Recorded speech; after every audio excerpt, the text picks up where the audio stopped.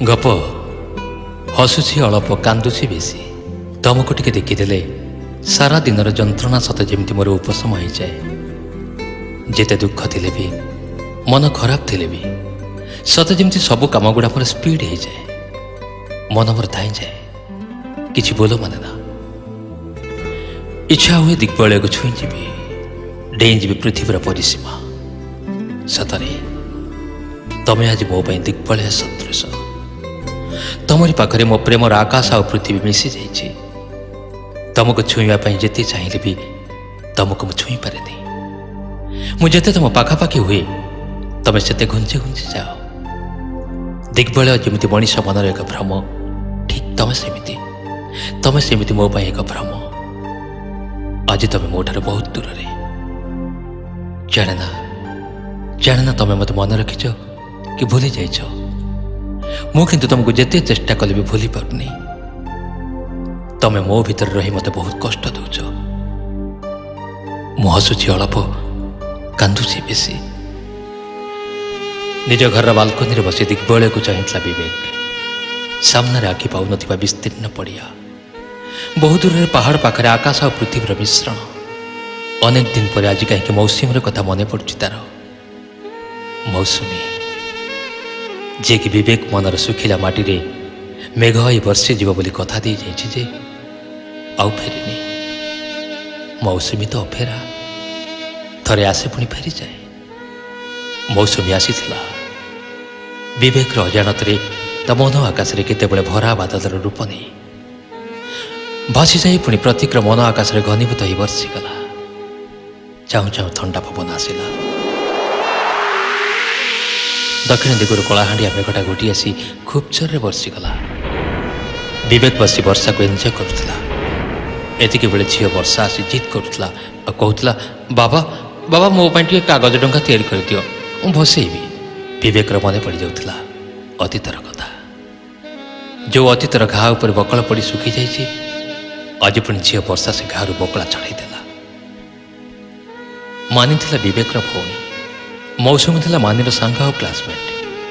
ସବୁବେଳେ ମୌସୁମୀ ମାନିର ଘରକୁ ଆସେ, ମାନି ସହ ସାଙ୍ଗ ହୁଏ। ବିବେକ ଆଉ ମାନିର ବେଙ୍ଗ ରାଶିକୁ ଚେଙ୍ଗ ରାଶି, ଦୁହିଁଙ୍କର ସବୁବେଳେ କଳି। ଟିକେ କଥାରେ ମାନିକୁ ମାରେ, ମାନି ବି ନାକ କାନ୍ଦୁରି। ଟିକେ ଛୁଇଁଦେଲେ ଦିନସାରା ଆଉ କଥା ହୁଏ ନା ବିବେକ ସହ।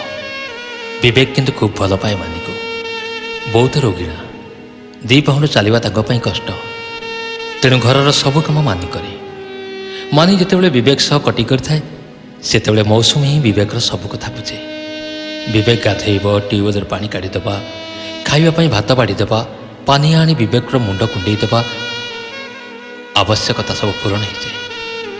ସେଥିପାଇଁ ମାନି ସହ ଅଭିମାନର ଦୂରତା ବଢ଼ିଯାଏ ବିବେକର। ଦେଖେଇ ଦେଖେଇ ମୌସୁମୀ କହେ, ଏଇ ମାନି, ତୁ ବିବେକ ଭାଇ ସହ ଜମା ଆଗରୁ କଥା ହେବନି। ମୁଁ ଦେଖିବି ସେ କେତେ ଦିନ ତୋ ସହ କଥା ନ ହେଇ ଏମିତି ରହିବେ। ମାନି କହେ, ଭଲ ହେଲା, ତୁ ତା ଦରକାର ପୂରଣ କରିଦେଉଛୁ। ମୁଁ ସେ କୁକୁର ସାଙ୍ଗରେ ଜମା କଥା ହେବିନି। ସବୁବେଳେ ଖାଲି ମୋରି ସାଙ୍ଗରେ ଲାଗିବ, ମୋତେ ମାରିବ। ହେଲେ ଅଭିମାନ ଯେ ଗୋଟେ ଅନୁରାଗ, ଗୋଟେ ଆସ୍ପର୍ଦ୍ଧା ତିଆରି କରିଦେବ, ତାହା ମାନିକୁ ଜଣା ନଥିଲା। ମାନିର ବିବେକଠାରୁ ଦୂରତା ଯେ ବିବେକ ଆଉ ମୌସୁମୀ ପ୍ରତି ଭଲ ପାଇବା ତିଆରି କରିଦେବ, ସେ କଥା ନା ମାନି ଜାଣିଥିଲା ନା ମୌସୁମୀ। ଧୀରେ ଧୀରେ ବିବେକ ଭଲ ପାଇ ବସିଲା ମୌସୁମୀକୁ, ହେଲେ ମୁହଁ ଖୋଲି କହିପାରିଲାନି। ମୌସୁମୀ କିନ୍ତୁ ବିବେକକୁ ଭାଇ ଭଳି ଦେଖେ। ଅନେକ ଥର ବିବେକ ଭାବିଛି ମୌସୁମୀକୁ ତା ମନ କଥା କହିଦେବ, ହେଲେ କହିପାରିନି। ଲାଜରେ ହେଉ କି ଭୟରେ ହେଉ ଫେରି ଆସିଛି। ବେଳେବେଳେ ମୌସୁମୀକୁ ନୀରବରେ ଚାହେଁ ବିବେକ। ମୌସୁମୀ ପଚାରେ, ବିବେକ ଭାଇ କ'ଣ ହେଲା, କିଛି କହିବ? କିଛି କହିପାରେନି। କ'ଣ ଗୋଟେ କହିଥାନ୍ତି, ହେଲେ ମନେ ପଡ଼ୁନି। ଅନେକ ସମୟ ମୌସୁମୀ ଉପରେ ଭାରି ବିରକ୍ତ ହୁଏ ବିବେକ ମନେ ମନେ। କାହିଁକି ମୋତେ ଏଇ ଭାଇ ଡାକୁଛି ବୁଝିପାରୁନି। କେଡ଼େ ବୋକିଟା, ମୋ ମୁହଁ ଆଉ ମୋ ଆଖି ଦେଖି କ'ଣ ବୁଝିପାରୁନି? ମୋଟର ସାଇକେଲରେ କଲେଜ ଗଲାବେଳେ ମଝିରେ ବସେ ମୌସୁମୀ ଆଉ ତା ପଛକୁ ମାନି। ବିବେକ ଭାବେ କଲେଜଟା ଆଉ 10 କିଲୋମିଟର ଘୁଞ୍ଚି ଯାଆନ୍ତା କି। ଭାବୁ ଭାବୁ ମୌସୁମୀ କହେ, ଏ ବିବେକ ଭାଇ, ଆରେ ରକ କଲେଜ ହେଇଗଲା। ଦୁହେଁ ଓହ୍ଲେଇ ପଡ଼ନ୍ତି। ମୌସୁମୀ କହେ, ବିବେକ ଭାଇ ଆଜିକାଲି ମୁଁ ଦେଖୁଛି ତମେ ଭାରି ଅନ୍ୟମନସ୍କ ରହୁଛ। ବିବେକ ଟିକେ ହସି ଦେଇ ମନେ ମନେ କହେ, ମୋ ଅନ୍ୟମନସ୍କତା ତ ତୋରି ପାଇଁ, ହେଲେ ତୁ ବୁଝିପାରୁନୁ କେମିତି? ଏହି ଅବୁଝା ଅବୁଝା ଭିତରେ ସମୟ ଗଡ଼ି ଚାଲିଲା। ବିବେକର ଭୁବନେଶ୍ୱରରେ ପୋଷ୍ଟିଂ ହୋଇଯାଇଥାଏ। ପୋଷ୍ଟିଂର ମାସେ ପରେ ଛୁଟି ନେଇ ଘରକୁ ଆସିଥାଏ। ଘରେ ବି ତା ବାହାଘର ପାଇଁ ବ୍ୟସ୍ତ ହେଉଥାନ୍ତି। ଯେହେତୁ ବୋଉ ତାର ରୋଗିଣା, ତେଣୁ ପୁଅ ଆଉ ଝିଅ ବାହାଘର ଗୋଟାଏ ଦିନରେ କରିଦେବାକୁ ମନସ୍ଥ କରିଥାନ୍ତି ତା ବାପା। ଅନେକ ପ୍ରସ୍ତାବ ମଧ୍ୟ ଆସିଥାଏ, ହେଲେ ସେସବୁକୁ ପ୍ରତ୍ୟାଖ୍ୟାନ କରିଦିଏ ବିବେକ। ମନସ୍ଥ କରି ଆସିଥାଏ, ଆଜି ଘରେ କହିଦେବ ଯେ ସେ ମୌସୁମୀକୁ ଭଲ ପାଏ ଆଉ ତାକୁ ହିଁ ବାହା ହେବ। ହେଲେ ଭାଗ୍ୟର ବିଡ଼ମ୍ବନା। ଘରେ ପହଞ୍ଚି ଡ୍ରଇଂ ରୁମ୍କୁ ପଶିଲା ବେଳେ ନଜର ପଡ଼ିଲା ଏକ ଇନଭାଇଟେସନ୍ କାର୍ଡ଼ ଉପରେ। ମୌସୁମୀ ୱେଲ୍ସ ପ୍ରତୀକ ସ୍ତବ୍ଧ ହୋଇଗଲା। ଖୁସିର ଆକାଶରେ ସତେ ଯେମିତି ଦୁଃଖର କଳାମେଘଟା ଘଟିଗଲା ଆଉ ବର୍ଷିଗଲା ବିବେକର ମୁଣ୍ଡ ଉପରେ। କିଛି ବୁଝିପାରିଲାନି।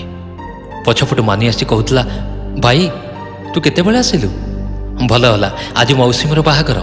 ତତେ ସେ ଭାରି ଖୋଜୁଥିଲା ଆଉ ମୋତେ ବାରମ୍ବାର କହିକି ଯାଇଛି ତତେ ଫୋନ୍ କରି ଡାକିବା ପାଇଁ। ଯାହା ହଉ ତୁ ଆସିଗଲୁ। କିଛି କହୁନଥାଏ ବିବେକ।